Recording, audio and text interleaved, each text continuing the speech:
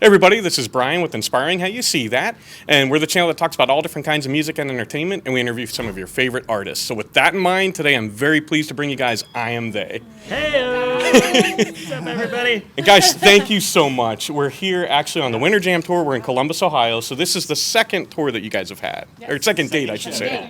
So what we'll start out, I'm just going to start over here, and I'll have everybody kind of introduce yourself and what you do in the band. Yeah. Cool. My name is Nicole. I'm the drummer. I also do some stuff on the computer. That's about it. Very organized woman. I'm Cheyenne, and I do the female vocals in the band. The female vocals. Songwriter. Yeah, we're songwriting, guitar, vocals. My name is Matt. I like how you started with the identifier. Just trying to mix it up a little. Yeah. This is like a Bob Barker microphone a little bit, right? right? You're the next contestant. I know, I get hold it from way down here. Hey everybody, I'm Justin and I play keys. I'm Brandon. Thank you. Justin gets the clap. The ladies didn't get a clap. I'm Brandon. I play guitar and banjo and sing and songwrite. Awesome. And he has a mustache now. Yes. It's a nice mustache. You got the full beard. It's nice. It's kind of in line with mine. I understand the pain.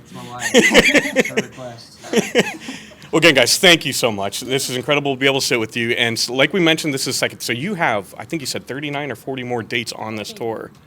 So how does it feel starting out? You've had one show so far. Yeah, right on the other side of that door is WinterJam. Like, I mean, here we are just hanging out, but it was such a fun first night. So surreal, I feel like, for me. Just we kind of had a little bit of a pause, like at the end of the year, just like being with family, doing the holidays, and then it's just like boom, hit the ground running. 2022 WinterJam, and so we're pumped. Yeah. Nice. Yeah. Nice. Now, you guys are from Nevada originally, correct? Originally, yeah. So the band. Some of us. Okay. Yeah, the band originally started in Carson City, Nevada, way back in 2008. We were just a worship team. Not just, like, we were a worship team, like, serving at our local churches. We were actually all worship leaders at different churches that came together to kind of bring our churches together for a worship night type of thing. And then that was really our only goal. And then in 2015, we recorded our first studio album and have been touring ever since then. Yeah, Yeah. Nice. Yeah. yeah. But yeah, starting in Carson City, we're all based out of Nashville now. Okay. But yeah, we're all kind of from all over the place.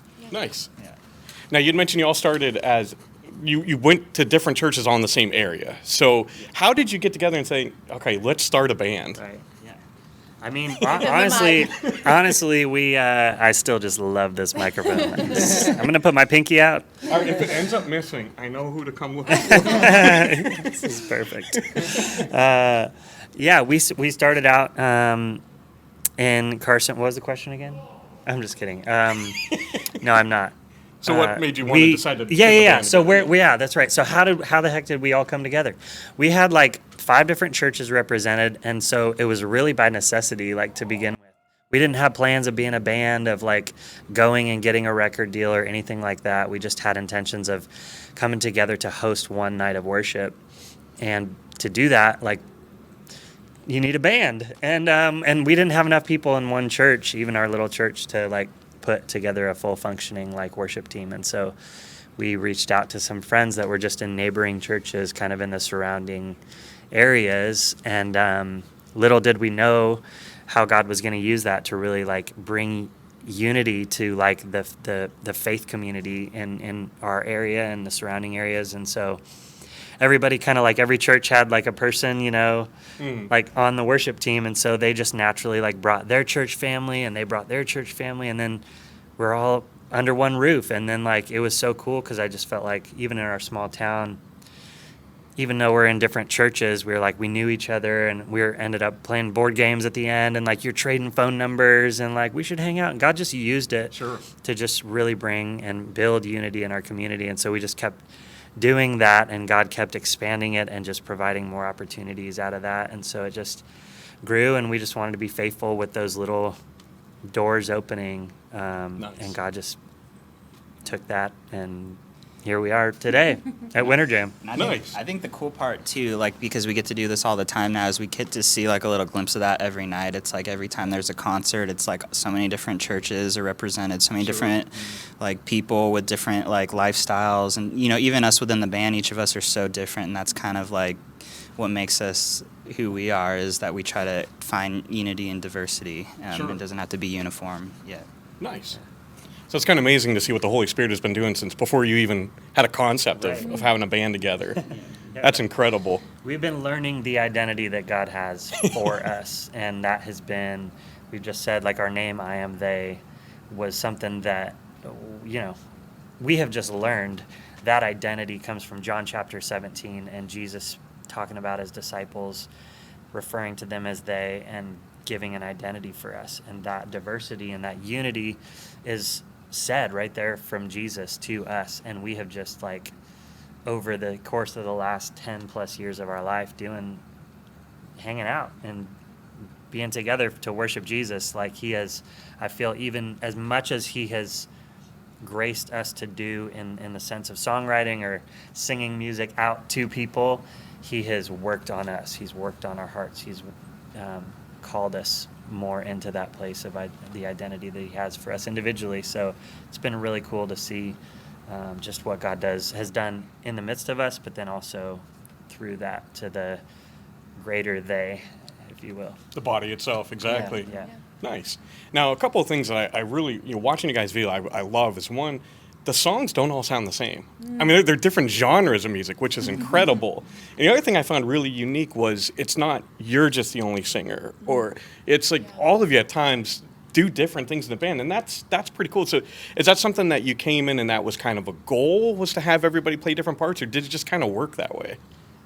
Worship team-ish, just like Fill in where needed? Yeah, the worship team mentality. It's like everyone kind of had to learn how to play whatever so that they could fill in on their worship team on Sundays. So like that kind of worked towards our benefit. And like, Sure. Having multiple singers, like having, a female-led song and then like male-led songs and then the 3-part harmonies, it kind of just adds like just some variation. When you're listening through a record, sometimes it could start to sound monotonous, and I think that it helps us being able to go from so many different angles. There's probably a lot of worship teams out there too that like find themselves maybe hurting for instruments or like things like that, and they just have an acoustic guitar and maybe a person or two that can sing, and but you still want to, you still hear a song that inspires you or whatever. And that was what we were doing. It was just like, man, I love this David Crowder song or this Chris Tomlin, whatever, and how can we do that? And we just pulled out the acoustic guitar, and so that was just where it was born. Okay. So when we started songwriting, that's why we don't have an electric guitar in our band. It was just like, we have these acoustics, and it's always been an acoustic-driven kind of sound, and that's how we formulate songs. And then for vocals, it was just like, well, I can't sing that, but you can sing that, so it's like, so we can just kind of ebb and flow that way. Yeah. Sure. And I feel like, too, it really, it shows what we're about. Like, it's not about me. It's not the Cheyenne show. It's not the Matt show, It's like, it's all of us. It's they. Yeah. And that's what I really personally love about the band is, like, nobody shines brighter than anybody else. Like, he does everything. Justin plays every instrument, and he's running over here and doing this, and she kills it on the drums, and his voice is immaculate, and he's, like, just the dad of the group, and he does everything. And it's like, That was a backhanded compliment. No, I love it. Everybody, I'll just grab it. I just mean, like, he's the shepherd of the group. Let's say that. Like, everybody has their own little thing. Like, we all do our own things, and we all shine equally as bright because of Jesus. And so it's like, that's what I love about this band is nobody's trying to be front and center either. And I think that's what makes it work so well, Yeah. And that's what we want to portray to everybody. That's the mission. Yep. So. That reminds me, Lou, when he talks about, if you're the eye, don't worry about being the foot. If you're the hand, don't worry. Do your job and do what you can. Right. And then the body works. Mm-hmm. Yeah, there's so much joy that's stolen from the whole comparison thing, and that's so prevalent now, and social media is running everybody's life and that kind of thing. And so I do think that it's beautiful to just accept. We were talking about that even, like, me and Nicole had a moment yesterday, like, first show of WinterJam. And honestly, this has been like the case since day one. Us coming from, again, not like aiming at a record deal. Right. You show up at a tour and you're just like, Torrin Wells is up there just, Right? Michael Jackson. you know, whatever. Yeah, Michael Jackson. You know, Skillet, they're just shredding these crazy, and you're just like, what are we doing here? You know, that's just the honest truth. It's like there's so many times where you can look at somebody else and go, I don't measure up, or like, what are we doing here? But through the years, God has just taught me just to just chill and just like Cheyenne's talking about. It's about Him. It's about Jesus. It's not about us. And so He puts us in these situations to just give us blaring reminders that that's true, you know? And everything that we're doing here is all because of Him. He's placed it in our hands, so it's just about living open-handed that way and doing the ministry that He allows us to do on the daily. So, yeah. Nice. And Nicole, I want to thank you because you helped get this all set up for us. So Yep. and you do a lot of the managing for the team, correct? So how did that kind of come about? Did you just rise to it, or? I think I'm just incredibly organized my whole life. I live kind of a extreme ownership of like every part of my life I'm doing on purpose, or at least I try to. And because of that, the organizational sense of like, this is my team, like this is my family, I want to take care of them. And because of that organizational skill, I'm like, well, I can step into that role and make sure that we get to places where we need to go, that if we need waters, we figure out where they're at, where's a room, like all these things. Like I have the mental capacity to check those boxes and get them filled in. So, yeah, lifelong. Yes. Yes. I understand You that. just have to look inside my backpack to see if I was in charge of anything, it would be a total chaos all the time. You know, I get that. I rely on Kevin for that a lot. I'm like, let's go make videos. He's doing all the behind. I'm like, okay, you do that part, cool. So I get that. So you guys have, correct me if I'm wrong, you've released 3 albums so far, correct? Yeah. With the latest from 2020? That's right. So is there new music on the horizon, or what's next for you What guys? year is it? Hey. I always have to think about it. Yeah. You Yeah, wanna take it, Matt? I mean, literally, we're just working out some music. Brandon, come on, your turn with the mic, man. Okay, Dad. Yeah, no, we're super excited about this next season that we're entering into. We, as a band, we've always released and we've always sang worship songs that have really impacted us in our personal lives and songs that really minister to us, and we like to take that message and you know, bring that same hope and everything that we felt when we heard it to our audience and people who are showing up. So there's some songs that we have on our heart that we're looking forward to recording here pretty soon to put out, and things that we just really feel like they're ministering to the church, and we want to give those songs another voice to just minister that way as well. And then on the other side of that, we're going to start writing some new songs to get some new originals out there. I think hopefully we'll have 1 or 2 songs out before the end of the year, but if not, you know, it's still in our future. It's in the goal for new music coming out soon. Nice. Yeah. Thank you. And so something that I want to talk about, and you talked about, you know, you're here on WinterJam, and sometimes it's kind of amazing to think of where you've come. What are some of the challenges, or maybe what's something that you didn't expect that has been kind of difficult in this role of serving Christ with a spotlight on you, or whatever it may be? That's a good one. I'll go. Okay. For me, it's been hard to adjust to the schedule because it's such a late night, and when I'm at home, it's like me and my wife are like in bed by like 10, and then it's like I'm not even getting back to the bus till after midnight and stuff. But so that's a big stretch for me, and just being away from family is always hard. You know, Matt has a wife and kids and stuff, so you know, like everyone's sacrificing to be away, and I think that overall that those are the things that we would probably appreciate the most prayer for, is just like being away from our people, and yeah. Nice. Anybody else have thoughts? Oh, sorry. Cheyenne was newly married. Congratulations. So tell us more about that. I'll talk about that. No, I'm just kidding. I got married on October 16th Congratulations. to the love of my life, and he's also a musician and incredible in all the ways. And I think It's been really, I'm not going to cry. It's fine. I think it's been really hard for me because 2020, 2021 was just, I experienced depression for the first time in my life, and it was something super new to me and super hard to talk about because I don't know how to explain what I'm going through, and I was scared everybody was going to tell me I was crazy and all of those things. But my husband was my rock, other than God, obviously. Like, my husband just held me while I cried and prayed over me and sang over me, and he really truly is just like everything. And now I have a puppy too, and she's everything. But like, I had a little bit of a breakdown the night before we left because I'm like, I haven't done this without you yet. Gotcha. I haven't worked through my panic attacks on my own. I haven't worked through my nightmares on my own yet. And it's weird waking up in a coffin, basically, having a nightmare, because then you're like, where am I and what's going on? Well, those bunks are tiny. They're tight. And I'm used to a king-size bed, so it's a lot.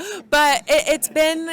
But like they said, it's like we have to sacrifice something to do what God is blessing us with. And I mean, it just further, shows us what Jesus sacrificed for us and all those things, and we could never compare to that. But it is a lot when I haven't experienced this on my own. Right. And I it's also my first big tour ever. And so it's one of those things where, like, I wish he could be here for everything, and I don't get to talk to him as much as I'd like, but I think it's also going to be really good for me in the long run to be able to work through depression on my own and panic attacks on my own, and know how to work it out with God and not just lean on my husband. Right. And so, so it's definitely been a lot. And I mean, we've only been out for a couple days, so I'm like, I'm doing all right. I'm doing okay.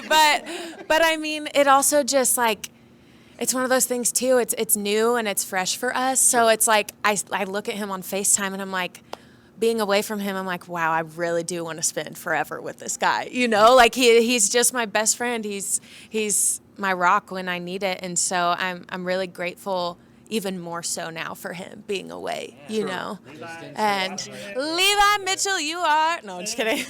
He's great. And I mean, it's been difficult, and it's been difficult for all of us in different ways, with insecurities and depression and whatnot, and organization for Justin, and no, I'm just kidding.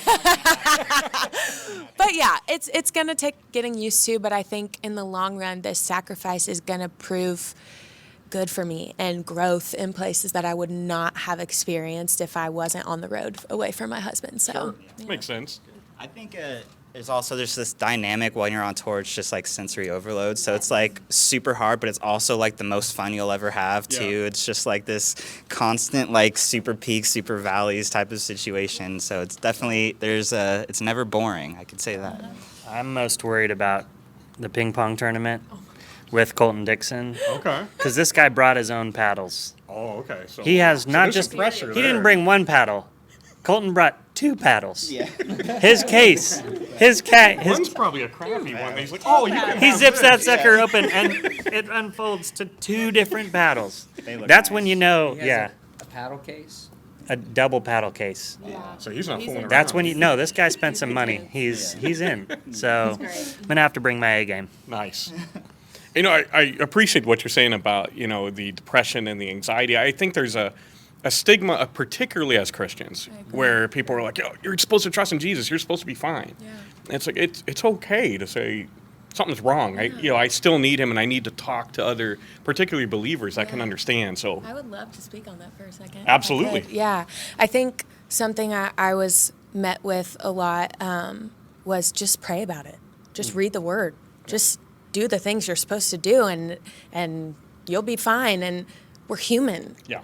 We have bodies and flesh and brain, and some brains are chemically imbalanced, and we can't help that. And God can heal it 100%. I believe that. Yeah. But sometimes he doesn't. And what do you do? You can't just give into it. Right. So you've got to find your community, and you've got to find your people, and you've got to be honest. Yeah. That was the big thing. Is for 6 months I kept it to myself, and I was dying on the inside, and voices in my head and night terrors, and just felt like I was going crazy. But the moment I opened up, it started to get better. Right. And you know, there's also no shame in medication. I had to do that too. And there is a stigma on it, but like God is everything, but also we have to do our part too. Exactly. And for me, I learned that a lot throughout my bout of depression, because I prayed it away every single day, you know, and it wouldn't go away. And luckily now I can say I am mostly depression free. So I have my moments, I have my days, and I probably always will, but nothing like, I can't even remember how my brain functioned in that season now. Sure. And it's just, I mean, what a blessing. And that was all glory to God, but also to my people, and also to me for not giving in, you know, like absolutely. We can give ourselves some credit for fighting too, because it takes heart and it takes determination, and like, God is amazing, and God can heal. I believe that, but also there's no shame in admitting that you deal with things like that. And when you bring things to the light, that's when they can begin to heal. And so I just saw that in my life, and luckily I was surrounded already, thanks to God, by people who looked at me and were like, you are not crazy. Yeah. This happens, and we're going to get through it. And I could call them at 4 a.m. and it was fine, you know? And it's like, because God doesn't always just talk back to you. So I need someone to tell me it's going to be okay, right? I'm like, 911, hello, Jesus. No, but it's like, it was really a learning experience, and I'm not grateful it happened, but you can always learn from things. Yeah. And I feel like I've just learned the importance of community and the importance of people who will pray for you at 4 a.m. and will go in the valley with you and be on the mountaintop with you, not just call when you're doing something great, you know? And so, yeah, depression is a beast, but it's possible to get through if you're just honest about it, and you just talk about it and pray about it and work it out, you know? Absolutely. Yeah.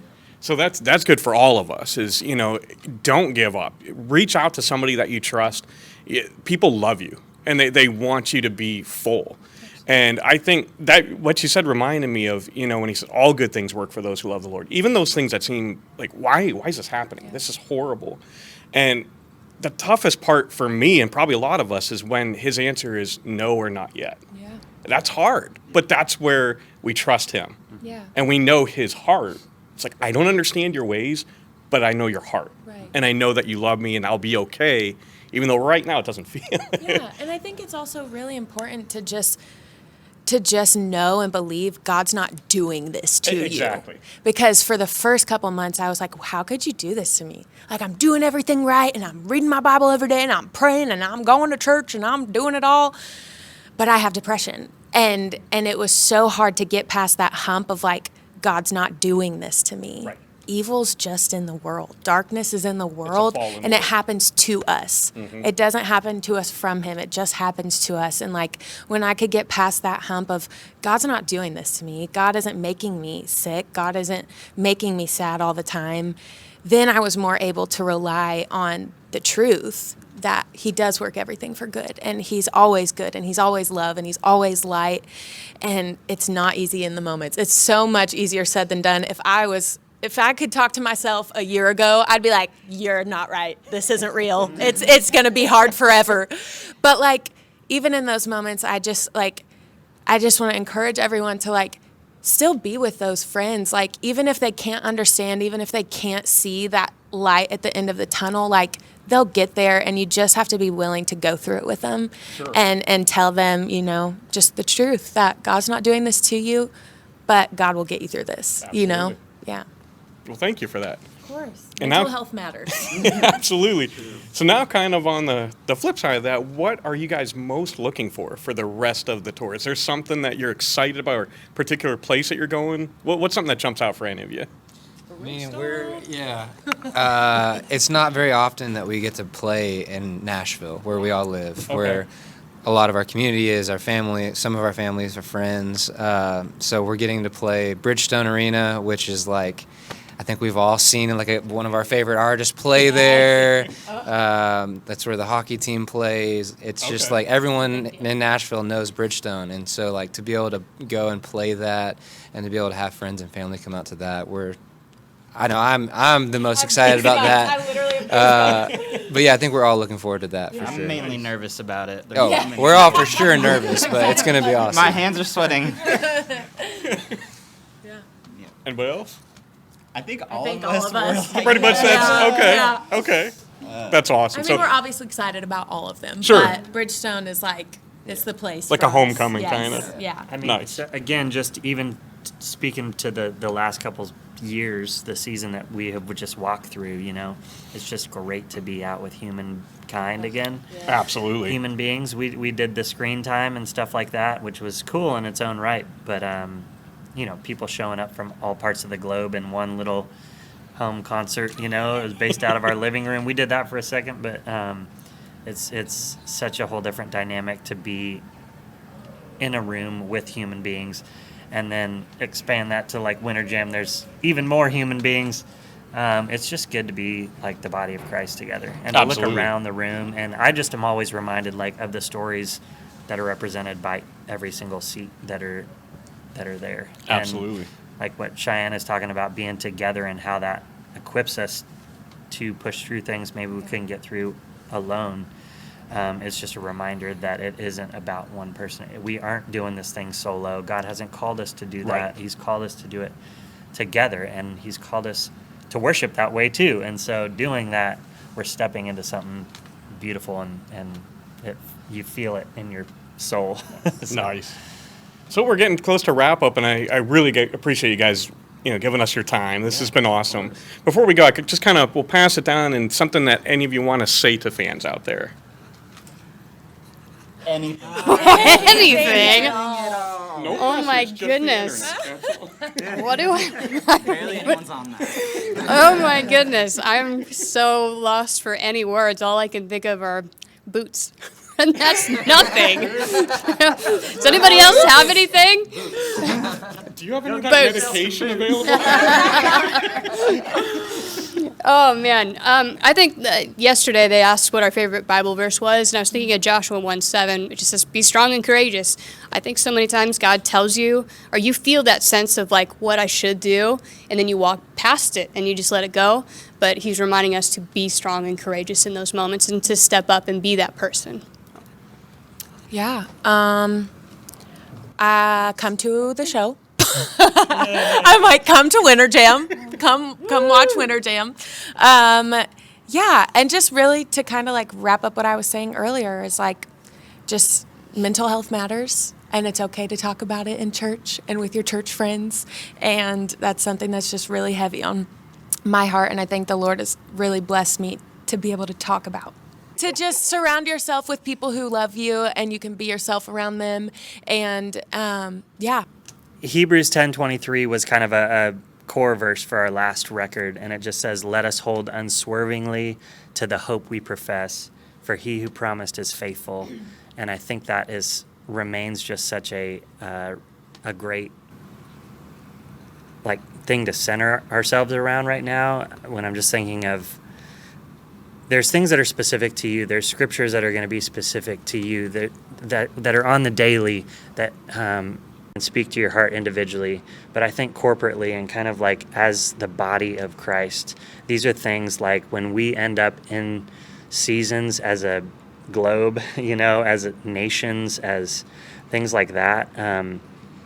It's happened historically where God, just like Cheyenne was talking about, we're brought to a place, however we end up there, where our faith is going to be tested and tried, and what is the body of Christ going to do with that? Mm-hmm. And I just think it's important to remember, again, just hold unswervingly to the hope that we profess, because He's faithful. Absolutely. He remains who He is today in your life, what you're experiencing and what your neighbor is experiencing, whether they know God or not. He's faithful, so just cling on to that, and let that, profess it. It says it's like, let that come out of your mouth. That's what we're doing here at WinterJam. It's like, let the truth come off your lips. Speak those things, sing those things, give testimony, pray with your families, like all of those kind of things. Talk with your friends. That's how we encourage ourselves in this time. So I was going to say exactly that.